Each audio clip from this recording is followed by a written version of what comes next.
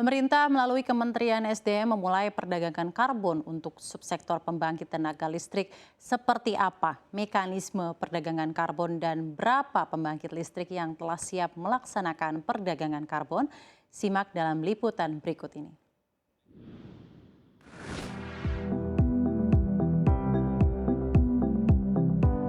Dunia menghadapi perubahan iklim dengan tingginya emisi gas rumah kaca yang menyebabkan pemanasan global. Untuk itu, diperlukan beragam kebijakan untuk menjaga suhu bumi di bawah 1,5 derajat Celcius. Salah satunya mempercepat proses transisi energi demi menurunkan emisi semaksimal mungkin hingga mencapai kondisi netral karbon. Perdagangan karbon menjadi salah satu kebijakan yang dapat meningkatkan efisiensi energi, mengurangi ketergantungan terhadap energi karbon, mengurangi ketergantungan terhadap energi impor, serta menjadi sumber pendapatan bagi perusahaan maupun pemerintah. Perdagangan karbon merupakan mekanisme berbasis pasar untuk mengurangi emisi gas rumah kaca melalui jual beli unit karbon.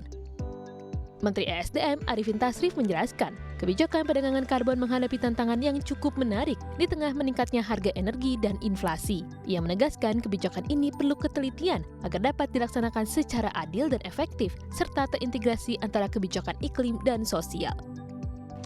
Merujuk pada laporan World Bank pada tahun 2022, pendapatan global dari carbon pricing meningkat hampir 60% dibandingkan dengan tahun 2021, menjadi sekitar 84 miliar US dollar.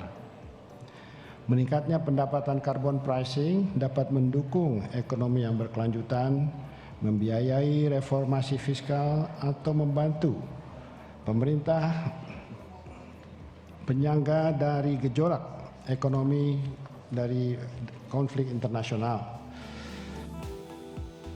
Sementara itu, Dirjen Ketenagalistrikan Kementerian ESDM, Jisman P. Huta-Julu, menyebut perdagangan karbon ini merupakan pertama kali terlaksana di Indonesia pada unit pembangkit listrik PLTU Batubara yang terhubung dengan jaringan tenaga listrik PLN dengan kapasitas lebih besar atau sama dengan 100 MW.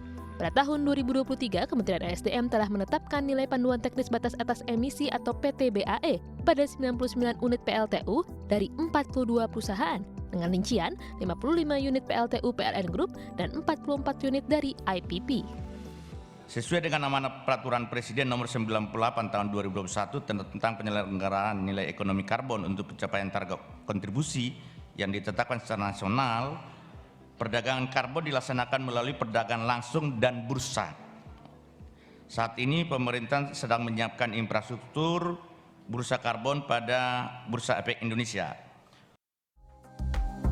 Dalam peluncuran ini juga ditandatangani nota kesepahaman antara Dirjen Ketenagalistrikan dengan Bursa Efek Indonesia untuk penjajakan kerjasama dalam mendukung penyelenggaraan perdagangan karbon subsektor pembangkit tenaga listrik melalui bursa karbon, serta penyerahan secara simbolis keputusan Menteri ESDM tentang panduan teknis batas atas emisi atau PTBAE pembangkit listrik tenaga uap kepada perwakilan peserta perdagangan karbon baik dari PLN Group maupun IPP.